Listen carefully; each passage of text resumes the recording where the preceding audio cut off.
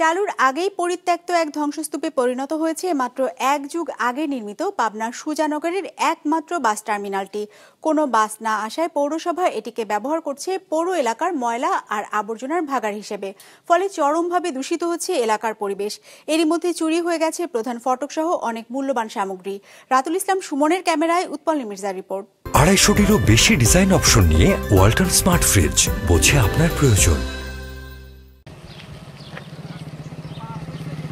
এ চিত্র সুজানগরের একমাত্র বাস টার্মিনালের। চারিদিকে ঝোড় জঙ্গল আর আগাছা, দুর্গন্ধ ছড়াচ্ছে ময়লা আর আবর্জনার স্তূপ। অথচ শহরের যানজট নিরসনের লক্ষ্যে 2011-12 অর্থ বছরে এ বাস টার্মিনালটি নির্মাণ করে সুজানগর পৌরসভা। টার্মিনালটি চালু না হয় ময়লা আর আবর্জনার ভাগাড় হিসেবে ব্যবহার করছে পৌর কর্তৃপক্ষ। পৌরসভার তামান ময়লা নিচে গাথা হয়, আর তখন বিশাল বড় গাদায় হেন তিনি ওই গাঙের ভিতর ফেলায়। দুর্গন্ধ ভাই, এমনি যাওয়া যায় না। দুর্গন্ধ লাগি আমরা এখানে আসতে পারি না, রাস্তা দিয়ে স্কুলে যেতেই পারিনি আমরা। এরই মধ্যে দুর্বৃত্তরা ভেঙে ফেলেছে নাম ফলক, খুলে নিয়ে গেছে লোহার ফটক, চুরি হয়ে গেছে বৈদ্যুতিক পোল সহ অসংখ্য ইলেকট্রিক সামগ্রী। চারিদিকে শুধু ভাঙচুর আর ধ্বংসের চিহ্ন। সরকার এত টাকা খরচ করে বাস টার্মিনাল করলো, উদ্বোধন নাই করতে আবার ভাঙিয়ে শেষ হয়ে যাচ্ছে।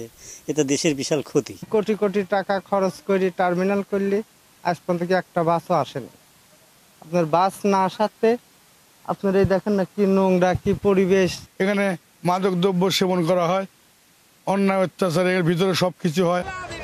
এদিকে টার্মিনালটি চালু না হয় পৌর এলাকার প্রাণকেন্দ্রে যত্রতত্রই দাঁড়িয়ে যাত্রী তুলছে বাস। ফলে তীব্র যানজটে চরম দুর্ভোগ পোহাচ্ছেন এলাকাবাসী।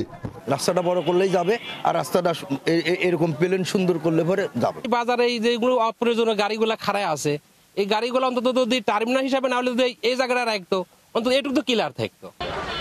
তবে পৌর কর্তৃপক্ষ আশা করছেন অচিরেই এ বাস টার্মিনালটি প্রয়োজনীয় সংস্কারের মাধ্যমে চালু করা সম্ভব হবে। কিছুদিন আগেও আমরা একটা কর্মশালা করেছি, সেখানে ওই বিষয়গুলো উঠে এসেছে তারুণ্যের উৎসবে। তো এই কর্মশালার মাধ্যমে যে বিষয়গুলো উঠে এসেছে সেগুলোর মাধ্যমে আমরা এই টোটাল যে অব্যবস্থাপনাগুলো আছে সেগুলোকে একটা সুন্দর ব্যবস্থাপনার মধ্যে আনার জন্য আমরা একটা কর্মপরিকল্পনা করে ঊর্ধ্বতন কর্তৃপক্ষ বরাবর আমরা পাঠাবো। অবিলম্বে এ বাস টার্মিনালটি চালুর মাধ্যমে সুজানগর শহরকে যানজট মুক্ত করার দাবি জানিয়েছেন এলাকাবাসী। উৎপল মির্জা, বিজনেস রিপোর্ট, মাছরাঙা টেলিভিশন।